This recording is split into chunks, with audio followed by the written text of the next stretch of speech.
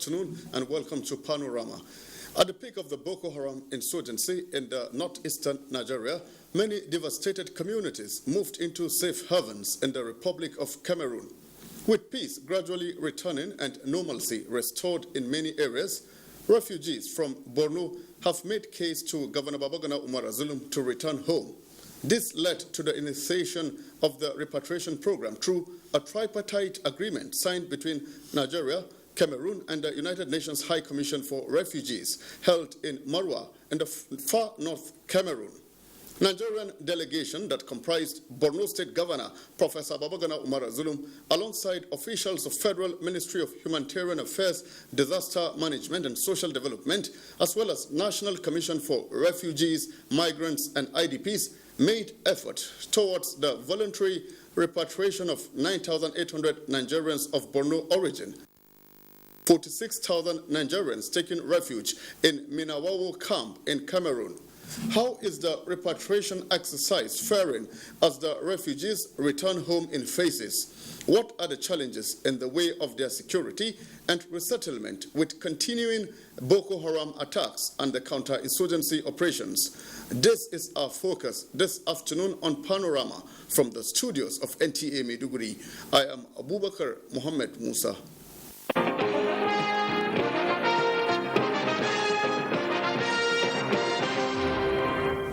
In furtherance of its strategic engagement with stakeholders towards addressing critical national issues, President Muhammadu Buhari last Thursday engaged governors from the north-central and northwestern parts of the country.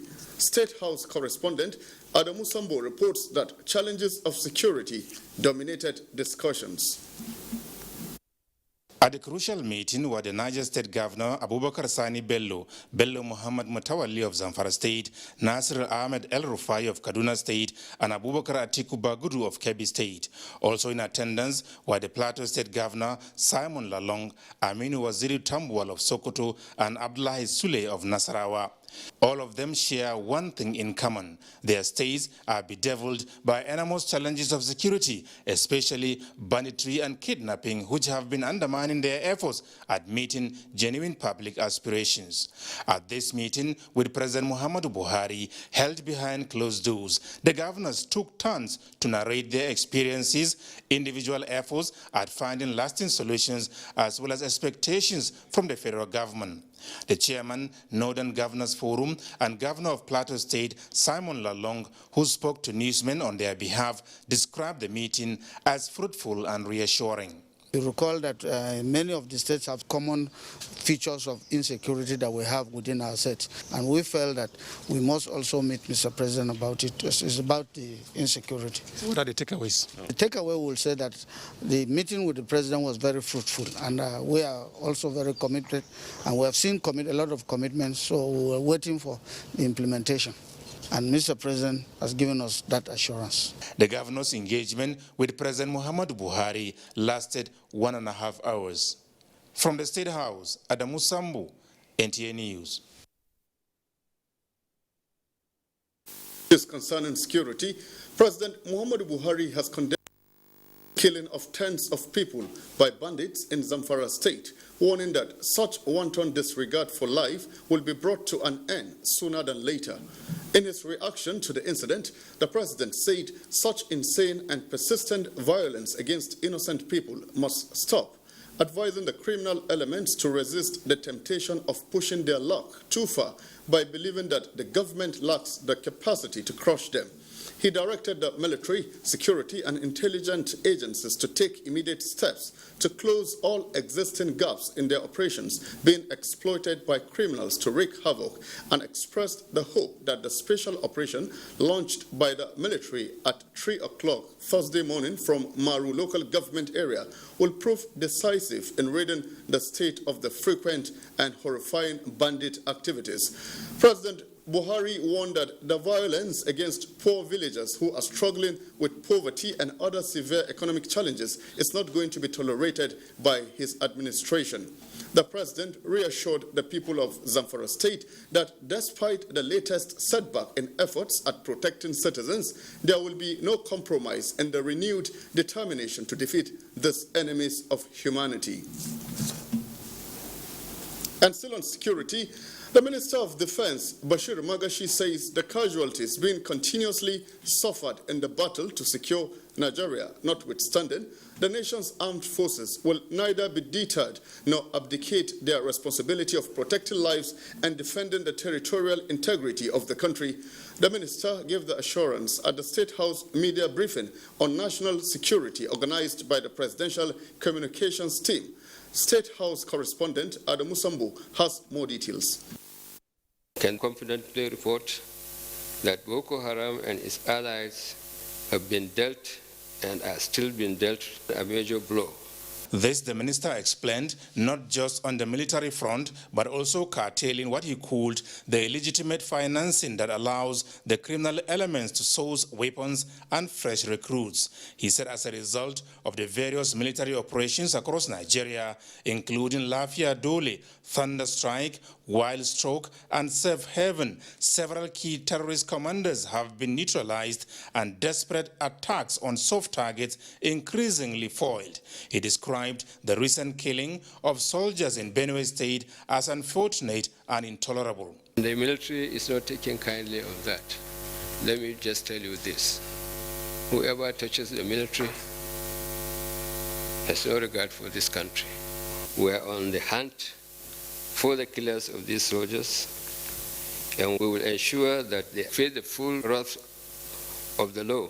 The minister said out of the 12 weapons carted away from the deceased soldiers, 9 have been recovered and some of the perpetrators are now being interrogated. The Nigerian Armed Forces, he also emphasized, is committed to executing President Muhammadu Buhari's shoot-aside order against those carrying AK-47 rifles illegally. We are not going to miss word. Anybody picking arms against the nation or against members of the armed forces has no life to live. We will certainly get to him and shot at sight. This is a warning which we will send the message to all Nigerians. He called for continued cooperation and collaboration with the military from the communities in the various theaters of operation. The task of ensuring security is not for the security and law enforcement agencies alone. Nigerians are urged to defend the country and render such national service as may be required through assistance to appropriate and lawful agencies of government by sharing intelligence, information, for the maintenance of law and order. The minister lamented what he called the rise of self-help syndrome, often endorsed by states and some local elites, vigilant groups, as well as identity-based militia with different mandates and concerns, describing such as threatening to Nigeria's prospects for social cohesion and stability. He, however, said various strategic and tactical measures will soon be unfolded towards guaranteeing national security and sustainable development. From the State House, Adam Musambu, NTA News. Security for now. Nigeria practically demonstrated the theme of the 10th anniversary of the global celebration of the International Day of Girls in ICT. Connected girls creating brighter future by taking an advocacy to the roots to convince the next generation of women to take up the challenge and be vanguards of change. Momso Damian Dati now reports. Women the world over have been striving not only to occupy the spheres of power and decision-making, but also close the wide gap of gender inequality in ICT. And the 2021 International Day of Girls in ICT has offered these women the opportunity to further pursue these targets. The death rates of motor accidents across the world is really disturbing me. So what inspired us with this robo traffic is to control the traffic to reduce the death rates. We girls are not left out in the battle to move the world forward. And so, students of Government Girls Science Secondary School Dute will never be the same after this morale-boosting experience to encourage them aspire for the top and be steadfast in their choice of ICT courses in order to use technology and proffer solutions to real-life problems. Yes, we can. Do you believe in yourself? Yes. I can see and with the last performance here, I know that Nigeria is here, and I know that the sky is just your starting point. I consider education the most important thing in your life, because with good education, you can stand on your own. All the problems that we are facing today in the society, gender-based violence, child abuse, all the rubbish, you can stem it down when we have educated mothers, educated women, especially in the sciences. ICT is what moves the world today. Plate number of the car, information of the car, send you directly to the office. You can see we are already thinking ahead. 20 years to come, that means when we're navigating the traffic, the road, the vehicles there would actually have a sign that would tell us there's congestion, this is an offender, and then there would be corrections.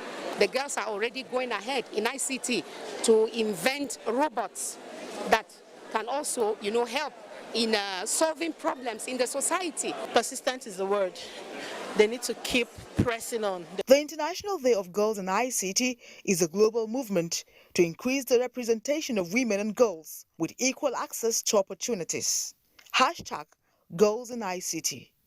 Momso Damien Lati, NTA News.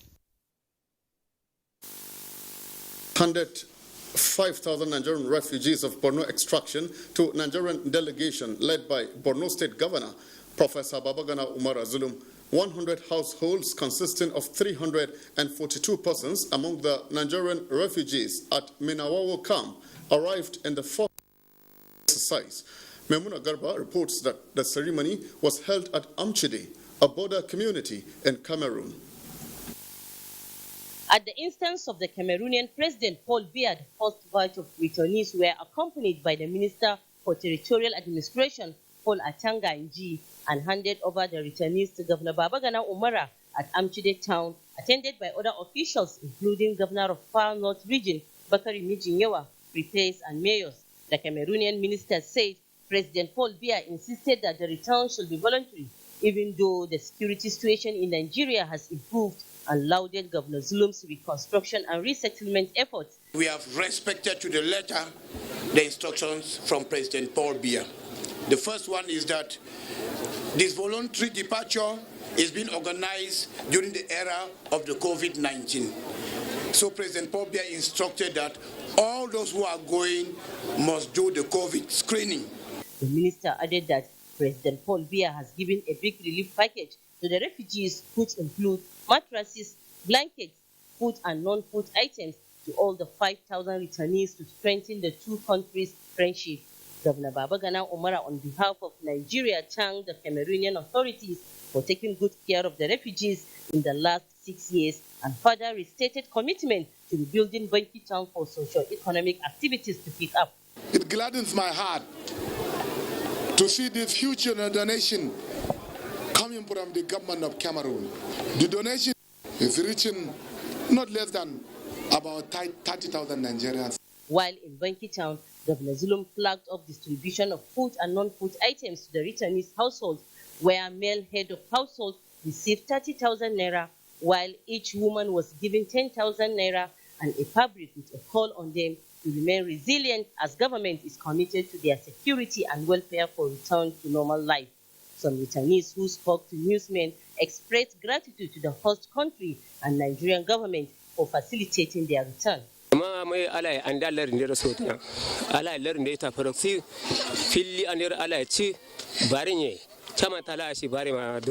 Alandin bultina alama kusa tulure ande soroka mornen gumna jiri shaidu ina kama ndia tulo mazo. The repatriation of the refugees will be done in batches of 300 to 400 people in compliance with COVID-19 prevention protocol. In Maiduguri, Maimuna Garba, NTA News. Nigerian refugees in the Republic have been staying in the host country since 2013. With their willingness to return home, set a chain of events, including the tripartite agreement for the actualization of the repatriation process.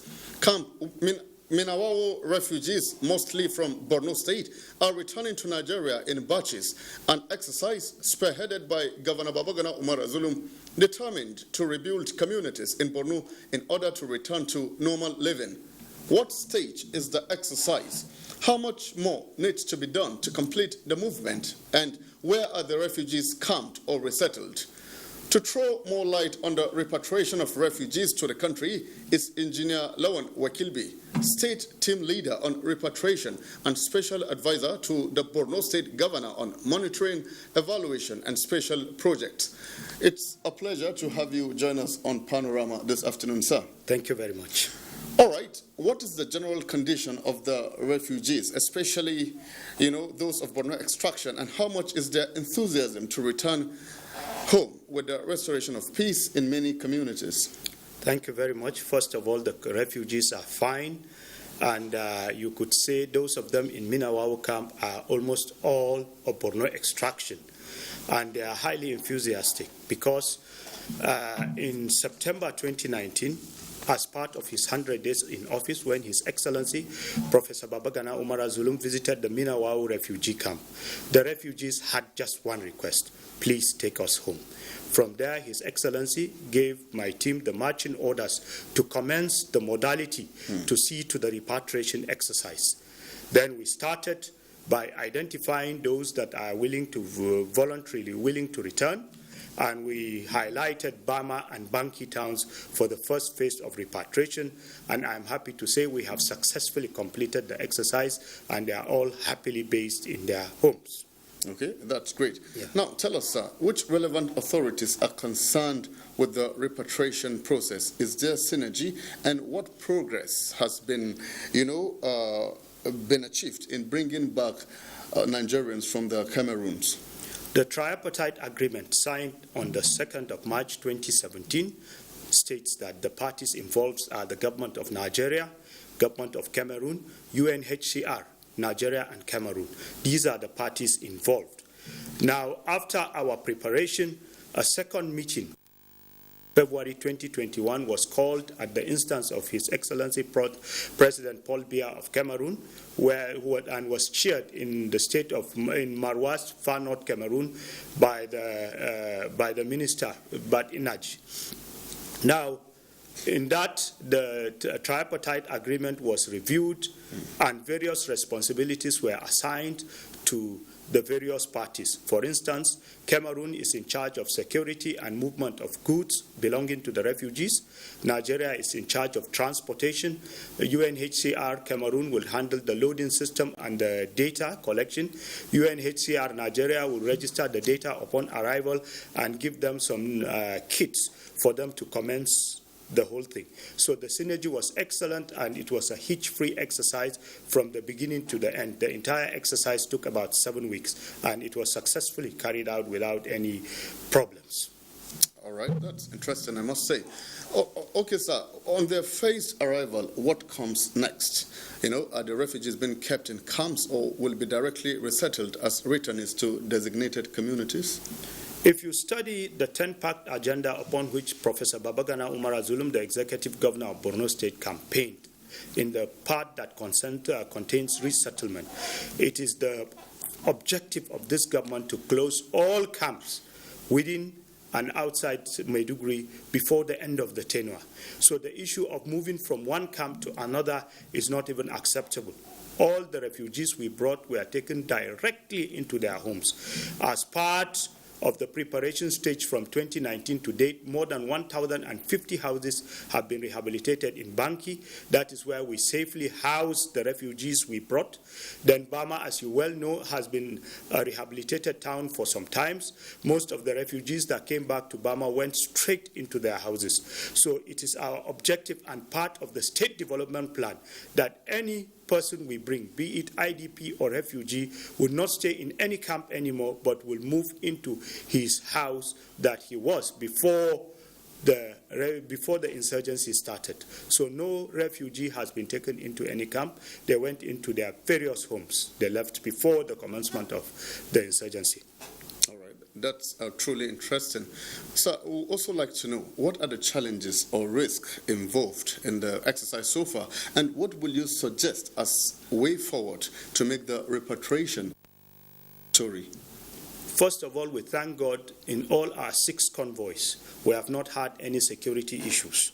Now, the major challenge we faced is as a result of COVID screening, where families had to be separated. Then the second challenge we noticed is livelihoods when these people come. Despite our numerous support as state and despite supports from international agencies, more needs to be done in the aspects of livelihood. Then the schooling system, most of the children we came with came speaking French, singing Cameroonian national anthem. So if you look at our education system, it's not bilingual, so there is a lot of adjustments to be done to begin to teach them English and to teach them civic and Nigerian national values. Now, in addition, I would like to use this avenue to thank His Excellency President Paul Biya and his wife, Her Excellency Chalta Biya. Most of these donations you see given to the refugees came out of their personal income. The President and his wife personally bought these things for all the 5,000 refugees, and they handed it over to us in the border. Not only that, His Excellency President Paul Biya has insisted that senior Cameroonian officials accompany these refugees right up to the Nigerian border. And this is what has been tenable in all the 6th convoy. So at this phase, we want to call on all well-meaning individuals, corporate organizations to also support our refugees. Okay, so good luck to you on the aforementioned repatriation program and other activities of government. Thank you very much. That was the team leader and special advisor to Borno State Governor on monitoring, evaluation, and special projects.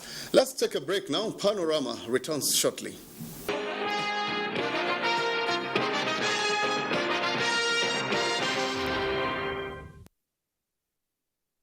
Thanks for rejoining us, and this is Panorama. Nigeria Center for Disease Control has confirmed 100 new cases of COVID-19 in the country.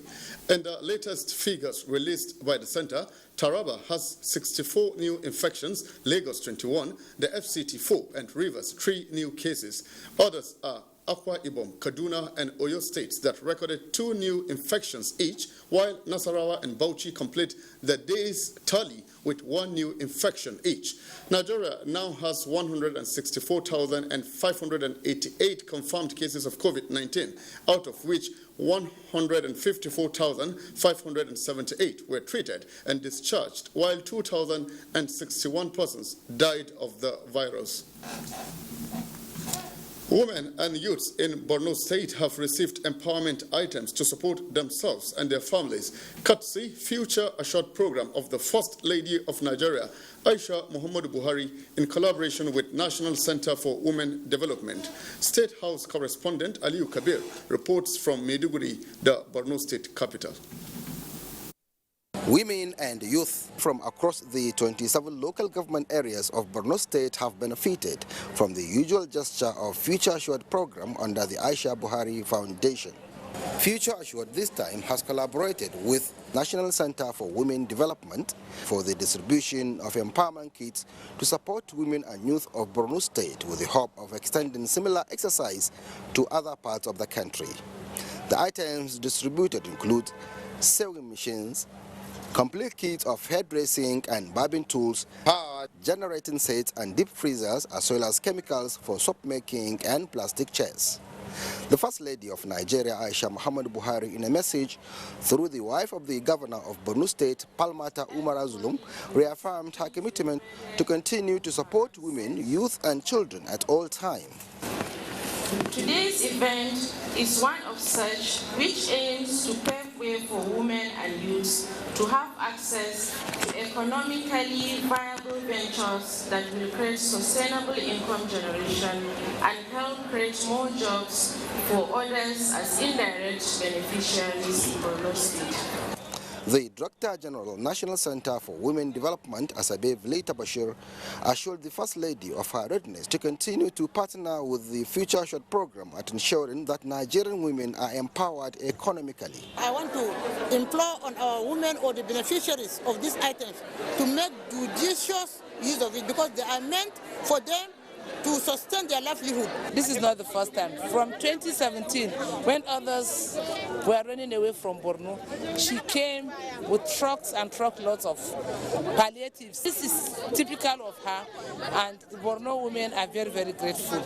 The beneficiaries could not hide their happiness, describing the exercise as transparent and life-saving. More women are expected to benefit from similar exercise in due course. In Maiduguri, Borno State capital, Aliu Kabir, NTA News. Transitional Arrangement Directorate, PTAD, has appealed to the Nigerian Union of Pensioners to shelve its proposed protest over delay in the implementation of the consequential adjustment to the pension benefits occasioned by the 2019 minimum wage, as the implementation is most likely to commence at the end of April 2021, going by the submissions that had been made by all stakeholders. PTAD noted that COVID-19 played a prominent role in the delay. Similarly, the Federal Parastatals and Private Sector Pensioners Association of Nigeria, FEPPAN, has directed its members across the country to refrain from participating in any form of protest for any reason that has to do with implementation of minimum pension. The union stated that its National Administrative Council, NAC, had earlier engaged government on the matter and was given a satisfactory response that federal government was at the final stages of approving issuance of circular and implementation of the negotiated adjustments for pensioners.